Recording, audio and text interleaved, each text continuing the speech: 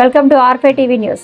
తిరుపతి జిల్లా శ్రీకాళహస్తి మండలం అబ్బబట్లపల్లి గ్రామం నందు గతంలో ఉన్న ప్రభుత్వ పాఠశాలను 3 కిలోమీటర్ల దూరంలో ఉన్న ఎస్టీ కాలనీకి బదిలీ చేయడంతో పిల్లలకి రవాణా సదుపాయం కోసం తల్లిదండ్రులు ఆటో మాట్లాడిన వారు 2-3 రోజులు చూసి మీరు ఇచ్చే వేతనం సరిపోదంటూ ఆగిపోయారు.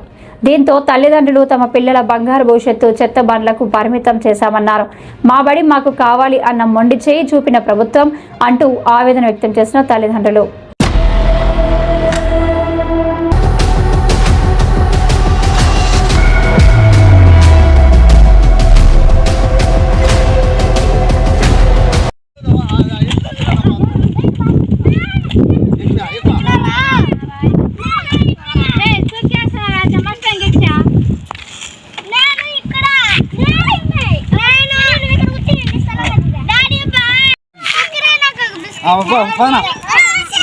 సరిపోయారా